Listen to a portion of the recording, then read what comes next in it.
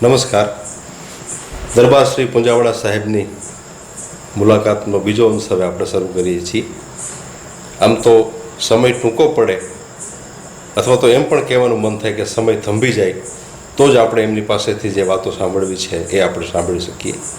પણ એમ છતાંય કાઠિયાવાડના જેતપુર રાજ પરિવાર તરીકેનું અને એમની પારિવારિક યાત્રાનું એક પ્રકરણ આપણે જોયું, એમનું શિક્ષણનું પણ એક પ્રકરણ આપણે જોયું, દરબાર શ્રી પુંજાવાડા સાહેબના દાંપત્ય જીવનની વાતો પણ આપણે ખૂબ જ સાંભળી.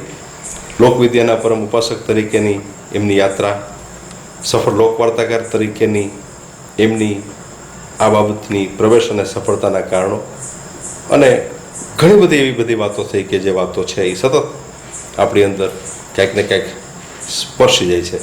હવે આ મુલાકાતની બીજી ઘટના માટે હું શ્રી રામભાઈ બારોટને વિનંતી કરું છું કે તેઓ સૌરાષ્ટ્રની લોકવાર્તા, લોકસાહિત્ય વિષયક પુસ્તકો, નવી પેઢી અને લોકસાહિત્ય વાર્તા અને લોકવાર્તામાં કથનકળા, દુહા, છંદો એ ઉપરાંત બાપુ જે કંઈ આપણને કહેવા માગે એ બધું જ ધીમે ધીમે આપણે બાપુના મુખેથી સાંભળીએ. અને પ્રશ્નોત્તરી માટે શ્રી રામભાઈ બારોટ. એક વિનંતી કરું આપને કે આપનું જે લોક સાહિત્યનું ખેડાણ છે, અત્યારની નવી યુવા પેઢી છે, એમની પાસે નવું બધું સાહિત્ય ઉપલબ્ધ છે, પણ એમને કેવું સાહિત્ય અને ખાસ કરીને કયા પ્રકારના પુસ્તકો વાંચવા જોઈએ કે જેથી નવે રસોનું એમાંથી એમને સાહિત્ય મળી રહે અને એમની ઓરેટરશીપમાં, એની કથન શૈલીમાં એને કામ આવે, એવા કયા કયા પુસ્તકોનો આપે ઉપયોગ કર્યો છે? મેં તો જાણે મારી વાત લઈ વ્યક્તિગત તો શરૂઆતમાં તુલસીકૃત રામાયણનો અભ્યાસ કર્યો.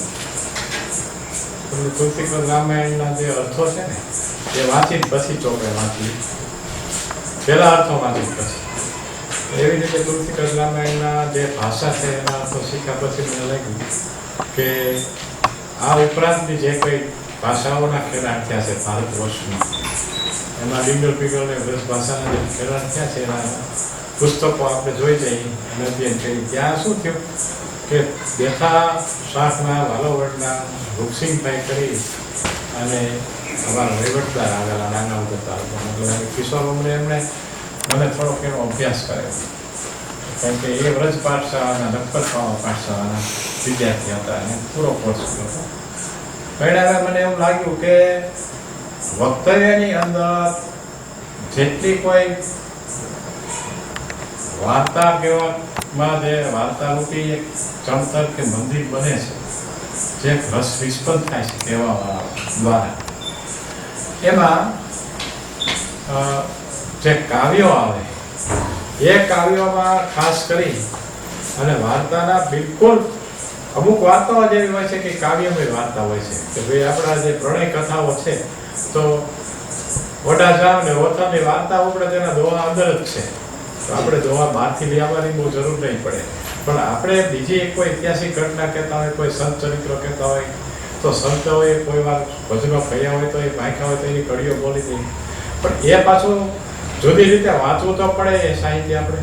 એટલે મારે હિસાબે જે વાર્તાના વિદ્યાર્થીને તૈયાર થવું છે અને હું જે રીતે તૈયાર થયો છું એમાં મને એવું લાગે છે કે વાર્તા પહેલાં તૈયાર થઈ જાય બધી કાચી સામગ્રી, પછી એમાં કાવ્યો જે છે એ મૂકવાની બહુ જ ખૂબી છે. વધુ કાવ્ય મૂકીએ તો વાર્તાના ઉપર વજન થાય છે કાવ્યોનો. અત્યારના સમયમાં તો ઘણો વજન લાગે છે, કારણ કે કાવ્યો મૂકી એટલે વાર્તાનો જે પ્રસંગનો પ્રવાહ ચાલતો હોય એ લોકો કાવ્યો જ્યાં સુધી સમજે નહીં ત્યાં સુધી થોડો થીજી જાય છે. એટલે બહુ ઓછા કાવ્યો અત્યારે પ્રયોગ થાય છે. જોકે હું તો પહેલેથી જ બહુ વધારે પડતા મને લાગે છે કાવ્યો બહુ ઉપયોગ નથી કર્યો મેં વાર્તામાં. એટલા માટે પણ નહીં કે વાર્તાકારે મારા હિસાબે શબ્દનો ભંડોળ, જે વાર્તા આપણે કરવાની છે એને માટેના શબ્દ ભંડોળ જે છે ને એ તૈયાર થાય એવી એક આપણી આખી દ્રષ્ટિ રહી કે મારી પાસે આ ઘોડીના વર્ણનમાં એક પૂર આવશે તો પૂર સિવાયનો બીજું શું, નદી પૂર પછી બીજું કઈ આવશે કઈ બીજું વર્ણન થઈ શકશે એવા શબ્દો ઉપર આવતા જાય ને તો કઈ હરકત નથી આવતી. કાવ્ય કેવું જ પડે એવું કઈ બહુ હોતું નથી. જ્યારે પાત્રોના મનોભાવ આપણે રજૂ કરતા હોઈએ છીએ, પાત્ર શું વિચારતું છે, પાત્રો કેમ વિચારે છે, ત્યારે આપણે બહુ વિચારપૂર્વકના કાવ્યો એ તૈયાર કરવા પડે, કંઠસ્થ કરવા પડે. એમાં કયા પુસ્તકો ખાસ કરીને ઉપયોગી થઈ પડે? તો એમાં શું થાય કે કાવ્યો માટે થઈ અને વ્રજ ભાષા તરફ હું ધ્યાન આપ્યું છે કે જેણે એક તો પ્રવીણ સાગર શંકારમાં બહુ ઉપયોગી થાય, વીર વિનોદ છે એ પણ બહુ ઉપયોગી થાય. અવતાર ચરિત્ર નામનો જે ગ્રંથ લખ્યો છે કવિ નરહરદાસજી, એ સ્વરૂપદાસજીનું પાંડવ્ય સેન્દુ ચંદ્રિકા અતિ ઉપયોગી થાય છે અમુક જગ્યાએ. અને એ વાતથી પ્રાચીન થોડાક આપણે આગળ અત્યારના સમયથી તરફ જઈએ. એટલે કે પહેલા શું હતું કે એવી વાર્તા સાંભળવાની વ્યક્તિઓ આપણે મળી જતી હતી સામે, કે જ્યાં કાવ્ય બોલતા અડધાથી થોડાક વધુ વર્ષો તો એમને ખ્યાલમાં આવી જતા. હવે શું થાય છે કે હવે વાર્તા કરવા બેસીને એમાં જો એક જરાક અઘરું કાવ્ય આવી જાય છે ને તો વાર્તાનો પ્રવાહ અટકે ને. વાર્તાના કાવ્યોને આપણે જો બરોબર આત્મસાત કરી અને કાવ્યના સરસ રીતે સંપૂર્ણ સચોટ અર્થ આપી શકીએ ટૂંકા, તો એ અંદર આવી જાય. એક સુંદરી ચાલી આવે છે, કેવી રૂપાળી, તો આવી રૂપાળી એમ કરી તમે જેવું કાવ્ય મૂકો તો કાવ્ય અઘરું પડે તો કેવી રૂપાળી ઓલા માણસ સમજ્યા નહીં ને, શ્રોતા નો સમજ્યા. એટલે સરળતાથી कुंदन को रंग फीको लगे जल के अस अंगन चारु बुराई, आखन में अलसान चितौन में मंजू बिलासन की सरसाई, को भी न मोल बिकात नहीं मति राम रहे मुस्कान मिठाई. तो भाई थोड़ું પેટકો એટલે કેવું પડે, કુંદનના જેવો રંગ છે ગૌરવ, આભા પડે છે સોનેરી, આખન में अलसान એટલે વિલાસ કરવાની, મોજ કરવાની, શૃંગાર માણવાની આ લલ્લાની ઈચ્છા પ્રગટ થાય છે. એટલે લલ્લાનો મનોભાવ प्रकट किया तने. आखन में अलसान बिलासन में मंजू बिलासन की सरसाई. પછી વતીરામજી એમ કહેવા માંગે છે કે જોજો નિહારીએ નહેર में नैनन की ત્યો તો નીકળે ખરી સુનિકાઈ. એ બહુ સુંદર વાત છે. કોઈ રૂપ એવું હોય, કોઈ રંગ એવા હોય કે નજીક જાવ એટલે આમ સફેદ હોવા છતાં આમ પીગળા જેવા લાગે કે ઓછા સુંદર લાગે. આને તો જેમ જેમ નજીક જવાય એમ સારામાં સારી સુંદરતા. આ એક આપણે સુંદરીનો વર્ણન લીધું. એક મારા હું નામ ન બોલતો હતો, આંગ્લ કવિ પોપ, એને એક બહુ સરસ વિધાન કર્યું અને એના સામે જવાબ આપવાની ઈચ્છા થાય એવું વિધાન કર્યું એમને. એને કીધું આ જે લોક સાહિત્યની વાર્તાઓ છે કે કાવ્યો છે, ઓફ્ટ thought but not so well expressed. વિચારો મૌલિક છે, ચિંતનીય છે, પણ નોટ સો વેલ એક્સપ્રેસ્ડ, બહુ સારી રીતે એક્સપ્રેસ્ડ નથી થતા. એટલે કે બહુ સારી રીતે સચોટ રીતે રજૂ નથી થતા. એટલે અત્યારના આપણા સાક્ષરી દુનિયાના નવોદિત કાર્યકર્તાઓ કે કવિઓ કે વિચારકો, લેખકો, નવલકથા લખનારા મહાનુભાવો, એને કહેવાની ઈચ્છા થાય કે આપ જરા આ બાજુ આવી અને જુઓ તો કેટલા બધા એ વેલ એક્સપ્રેસ્ડ છે, કેટલા બધા સચોટ છે. આખી વાર્તા માંડવાની જરૂર નથી. પૂછે દોરો નહોતો કોઈ એટલી જ વાત હતી, જવાના હતી. એટલે મારું નામ એકલ પર સુંદરો એમ પેલા વ્યક્તિ હતી એ વોથલ નામ મોટું આપ્યું એને. એટલે ઓઢાને એમ હતું કે મારે આ વ્યક્તિ મિત્ર બની ગઈ છે, કારણ કે એ દેવાંગના હોવાથી, પુરુષના પોશાકમાં હોવાથી એને ખ્યાલ નહોતો આવ્યો. હવે પણ સ્ત્રી સહજ હૃદય હતું અને ઓઢાને જે ચાહના કરતી હતી, એ સ્ત્રી પ્રેમ કરતી હતી, લાગણી કરતી હતી, એ તો સ્ત્રી તરીકે જ કરવા માંડી હતી, પ્રેમિકા તરીકે જ કરવા માંડી હતી. જ્યારે જુદું થવાની વાત આવી, પરાક્રમ બે સાથે કરી લીધા, પછી જુદું થવાની વાત આવી, સાંઢું વેચાઈ ગઈ. તો બધી વાર્તા બહુ જાણીતી છે, બહુ એમ કે લોક વાર્તાનો ઉત્તમ નમૂનો છે ઓથલ અને ઓઢાની વાર્તા. પણ જ્યારે જુદા પડવાની વાત આવી ને ત્યારે આનાથી રહેવાયું નહીં. એટલે એકલ મલે ઓઢાને એમ કીધું કે જો વિચારું વલહા હૃદયમાંથી રૂપ તો લગે ઓતરાની લોક સ્થર બાલીની થઈ ફરા. હે વાલા ઓઢા, તને તારા રૂપને હું હૃદયમાંથી એક ક્ષણ પણ જો વિસારી દઉં, ભૂલી જાઉં ને, તો મને ઉત્તર દિશાની લૂ લાગે અને હું રણના થર પાટણના રણમાં હોલી થઈને ફરું. તરસ સિપાહીની મારી એટલી દુઃખી થાવ નહીં પૂરું.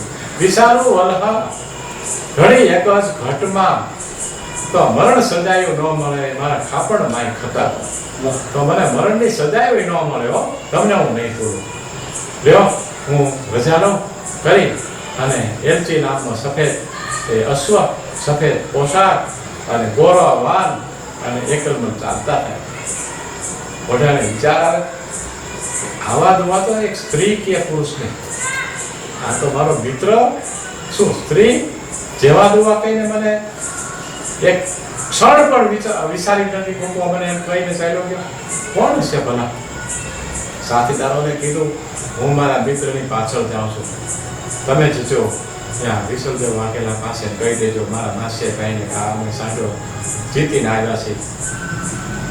થોડો સમય ગયો તો ઘોડો ચાલ્યો જતો હતો દૂર. પછી દૂર જનારી વસ્તુ હોય થોડી નાની દેખાય, ઉપર ચડો તો પાછી દેખાય. એટલે એ વડલા ઉપર ચડ્યા, વડલા ઉપર ચડતા તગલાસની ડાળ ઉપર, પાતળી ડાળ ઉપર ઓઢા ચડ્યા. ત્યારે પાછું સફેદ તબકું દેખાણું. ઓઢાને થયું કે મારી ભાભીએ જે કલંક ચોંટાડ્યું છે મને, કે મેં એમને એમના રૂપમાં મોહિત થઈ અને થોડો અઘટિત વ્યવહાર કર્યો છે, એ આ સફેદ ટપકું જાય છે ને એ ભૂસી સફેદ પૂછી દો. આ એવી વાત છે, આ એવી વ્યક્તિ છે કે મને આ તારી પણ દે. અને ઘોડાને ઉતાવળો કર્યો, જાદુગર ઘોડો કાળો પોશાક. થોડો સમય લાગી ગયો, ઓલો ઘોડો આગળ જતો ઉતાવળ કરતો હતો. અને આ વિચારમાં ઘેરાતા ઓઢાજામ પાછળ જતા હતા. અને જેવા ચખાસર નામના તળાવની પાળ ઉપર ઘોડો ચડે છે અને ત્યાં લોક વાર્તાનો આપણો વાર્તા કથક પેલા હું શબ્દ વાપરું, સમજી જાણી પૂછીને વાપરું કે વાર્તા કથક એમ કે છે કે ચડી ચખાસર પાલ ઓઢે વથલ ન્યારિયા, બિછાઈ બેઠી વાર પાણી મથે પદમણી. જ્યાં ચખાસર પાલ ઉપર ઘોડો ગયો ને ત્યાં ઓઢે વથલને જોઈ કવિ કહે છે, કવિ ઉવાચ, વથલ નામ આપ્યું. વાલ આરસના શીલા તરતી હોય ને એની માથે નાગ પદમણીઓ, એ છોટી તરવા આવી હોય ને એમ છોટા વાળ છે અને સફેદ ઘોડો પીઠ દેખાય છે. ક્યારે, કેમ, કેવી રીતે? ઘોડાના એ અવાજ, દાબલાનો અવાજ, ઘોડાની દાબલાના અવાજ કરતા ધીમેક લઈને ચડેલો ઘોડો તળાવની પારની પહોંચી એ જમીન એટલે કદાચ ઘોડાના કરતા તે ઓઢાની નજર જ એ પાછળના માસાને સ્પર્શી ગઈ હોય. પણ કરનારી એ વ્યક્તિને એમ થયું કે મને કોઈ જોવે છે એટલે પાછળ જોયું. આમ પાછળ જોતા મોઢો દેખાયા, તરત ડાબો હાથ બહાર કાઢ્યો, જમણા હાથે તરતી કીધું કે ઓઢા હવે ઓથે ઉભી ગયો, રેખડી યારા જામ નહીં એકલ મરો સુમરો વથલ બુજો નામ. આનાથી વધારે વેલ એક્સપ્રેસ કઈ વસ્તુ હોઈ શકે છે? કેટલી સુંદર વાત છે. એ ઓઢા જામ આપે મને ધરતી જોઈ છે, આ અવસ્થામાં જોઈ છે, હું આપની પ્રેમિકા, આપ મારા પ્રેમી. પછી તો લગ્ન થઈ ગયા, મારે આપણે વેલ એક્સપ્રેસ્ડ માટે જ કહેવું છે. કોઈક એક સ્ત્રીની તમે સુંદર વર્ણન લ્યો, પ્રેમિકાનું વર્ણન લ્યો.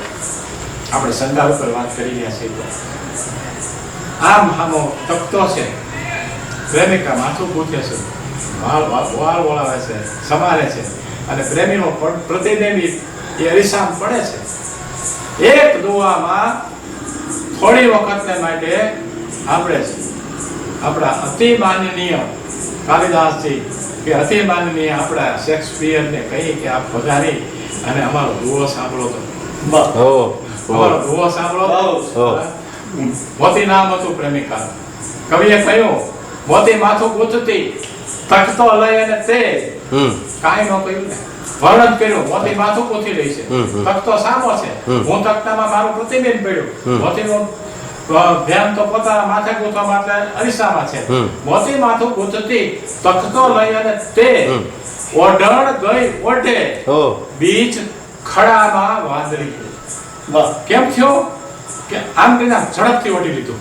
પાછળ આવ્યા મારા પ્રેમી. આમ ઓઢી લીધું ને ત્યાં બીજ હતો ચંદ્રમાં હોય એવું કપાળ ગોરું દેખાણું કારણ ગોઠાઈ ગયું. ઓહ ખડા નામની એ વાદળી કાળી ચડે અને એમાં વીજળીનો ચમકારો થાય અને જે દેખાવ આવે એક કોઈ બીજ હોય બીજી ખડા વાદળી કાળી ચડી હોય અને એમાં વીજળી થતી હોય. ત્રણ ઉપમા ઉપમેય અલંકારની ભાષા એક દુવામાં આપણો અભણ કવિ પાલરવ આપી શકે છે. ઓહો પાલરોબા ગઢવી. બાપુ એક વચ્ચે વાત કરી કે ચંદ છંદ પદ સુર કે અને દુહો બિહારી દાસ. બિહારી સત્સંગમાં બાપુ પહેલા દુહાથી જ એવી રીતે શરૂ થયા કે એ દુહાનો અર્થ અત્યારના વિદ્વાનોને પણ અઘરો પડે એવો એમણે વિદ્વાનોને ચિંતન કરવાનો આનંદ આવે. એવું મેરી બહુ બાધા હરો રાધા રાધા નાગરી સોય જા તનકી જાય પરે શ્યામ હરિત દ્યુતિ હોય. કવિએ 700 દુઆ લખ્યા. મહારાજે એમ કહ્યું કે એક દુઆના જયપુર મહારાજે કે તમને 100 નામ. રાધા અને કૃષ્ણના સરકારના જ એ દુઆની અંદર ભાવ આવતા જાય અને છતાં એ માધુર્ય ભક્તિની ઉત્તમ કક્ષાની કવિતા બિહારી સત્સઈમાં એમણે લખી છે. એનો ન ગણેશની સ્તુતિ કરી ન માં શારદાની સ્તુતિ કરી સીધા જ આ દુઆ આવ્યો પેલો કે મેરી ભવ બાધા હરો રાધા નાગરી સોઈ જા તનકી જાય પરે શ્યામ હરિત દ્યુતિ હોય. મારા ભવના બંધન હરી લ્યો હે શ્યામ આપ એકલા નહીં રાધા નાગરી સોઈ ચતુર્યની રાગતાની સાથે હરી લ્યો. રાધા નાગરી સોઈ જા તનકી જાય પરે. ગોરી જાયની રાધા અને શ્યામ કૃષ્ણના શરીર ઉપર એની જો જાય પડે પરછાઈ પડે તો શ્યામ હરિત દ્યુતિ હોય તો એમાં લીલા રંગની જાય પડે છે. તો બેનું મિશ્રણ થતા લીલો રંગ છવરાઈ જાય છે.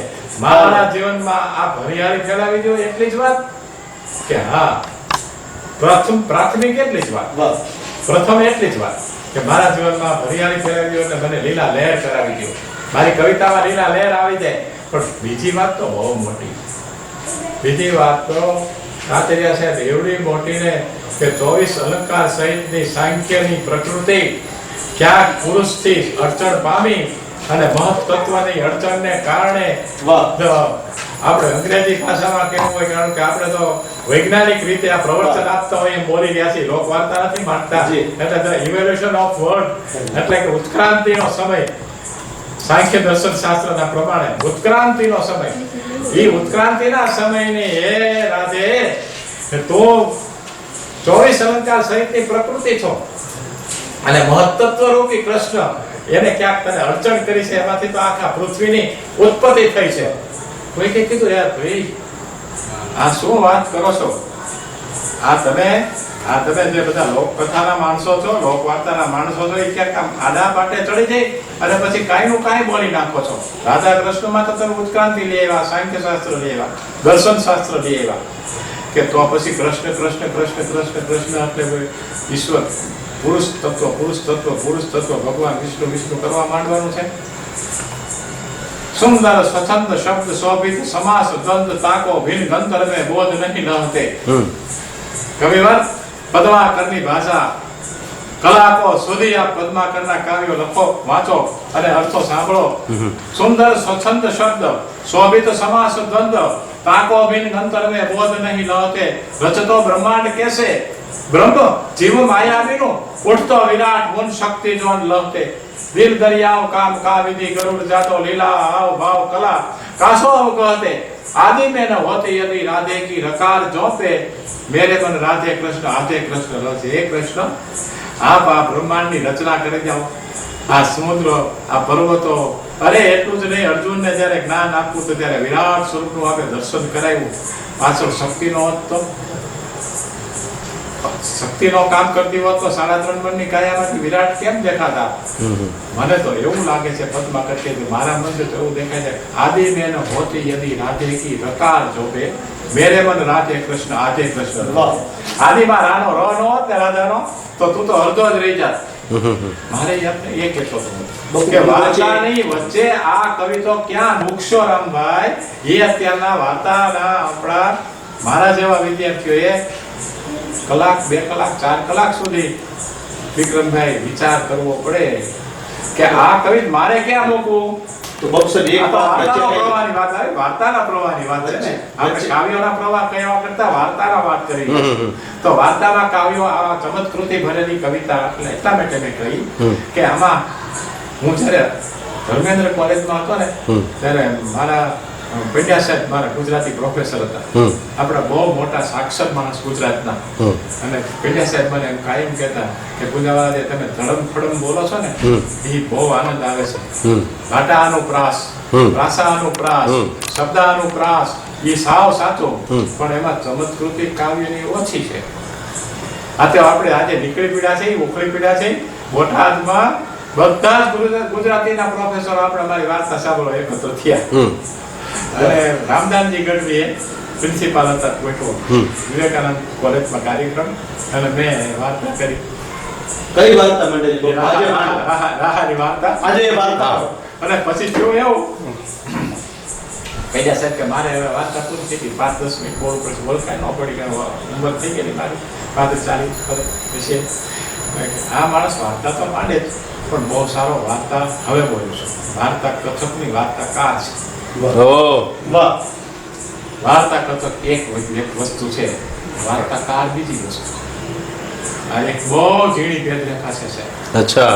વાર્તા કથક એને કહેવામાં આવે કે ગોખી ધડી વાર્તા માંડી દે આપણી સામે. શું આમ આનંદ આવી જાય, આમ થયું તેમ થયું, વરસાદ પડ્યો, પડી ઉપડી ફલાણું થયું. વાર્તા કથક છે. વાર્તાકાર એને કહેવાય કે જરાક અટકી, ધીમો રહી, પ્રવાહને જાણી અને ઉપરથી આવવા દે, નવું સૂજે છે. આવ્યો અને જેટલો નવો આવે એટલું વાર્તાકાર થઈ ગયો ને, એ કથક મટી ગયો. કારણ કે એને પછી નક્કી કરેલા શબ્દો નથી બોલતો હોય. એને ત્યાંથી આવે છે અંદરથી ઇન્સ્પિરેશન, ત્યાંથી આવે છે પ્રેરણા, ત્યાંથી અંદરથી આવે છે મોજ, એનો હિલોરો. એટલી મિનિટ, અડધો કલાક હું વાર્તા માંડું અને અડધા કલાકમાં 10 મિનિટ તો મારી અંદર આવી ગઈ. જે 15 વખત આપણે એક વાર્તા સાંભળી હોય, મેં ક્યારે ન સાંભળી હોય, 10 મિનિટ મારી તો મને એમ થાય કે આજની રાતની નીંદર બીજી, આજે આપણે વાત બીજી. કેવા પ્રકારનો બને નાની વાર્તા કહો. વાર્તા કહીને આપણે વાર્તાનું રહસ્ય સમજવાની કોશિશ કરો. વિલાસ ગાંધી બડે બિનના ઉસ્તાદ.